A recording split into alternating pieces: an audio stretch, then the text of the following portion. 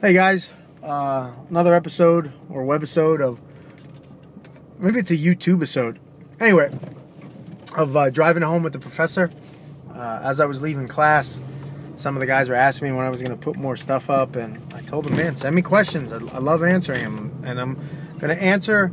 If I don't want to answer the question, I'll let you know, but I'll probably answer everybody's question as honestly as I can. So this is a topic I was thinking, I've been thinking about, and some of my friends that are high-level competitors, we've talked about this in the past, and fighters and all that stuff. What's going on right now is the World Championships of Brazilian Jiu-Jitsu. Now, the odd thing about the World Championships of Brazilian Jiu-Jitsu is that there's no real qualifier at every belt level. So it's a World Championships with no kind of either regional or local qualifier or system to kind of designate, hey, you've qualified for the World Championships. Now, the other odd thing about the World Championships is that it's a World Championships of white belts, blue belts, purple belts, brown belts, and black belts.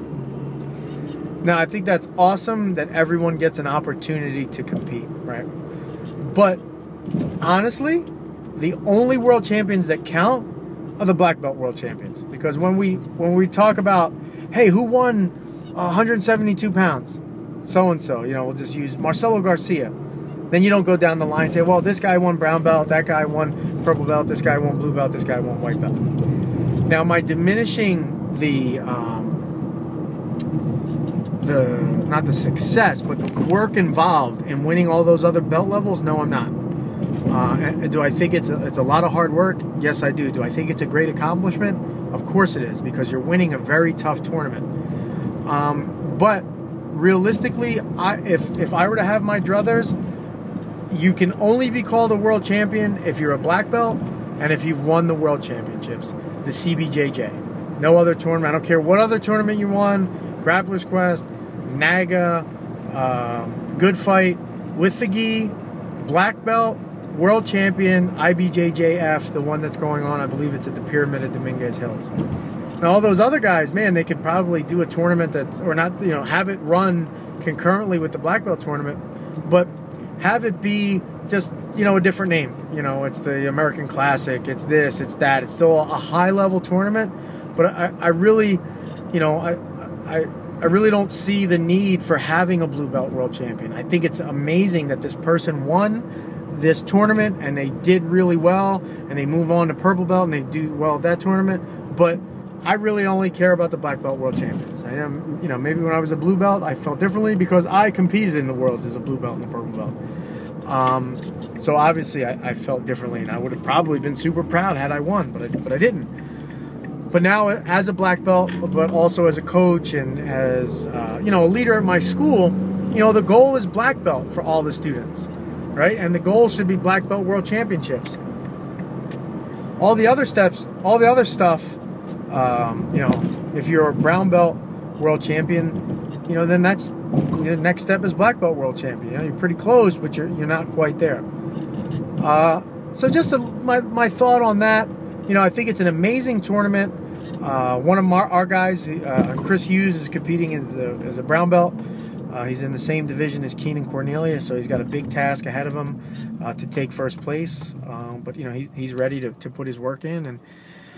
But like I was saying, let's go back to my original point. The worlds are happening, but I feel like the worlds, the mundials, should only be for black belts. That is the tournament that counts. I think they should separate that out from the blue, purple, brown.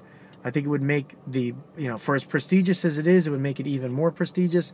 And also, in the long run, and I think this might be in the works for the CBJJ, but you should have to qualify for the mundials. You shouldn't just be able to afford it and go. You should have to qualify. I believe when I competed in Brazil, I qualified simply because I was a foreigner, but the Brazilians had to have won a local or a state tournament. At least that was my understanding. And I think we're having enough regional, local tournaments from the CBJJ, or in the future there may be enough where they can institute kind of a system of saying, hey, you need to have had a certain amount of wins, a certain amount of matches, or placed or gotten a certain amount of points, you know, for that year to be eligible to compete at this most prestigious tournament. So there you go, guys. Driving it home with the professor. My thoughts on the World Championships.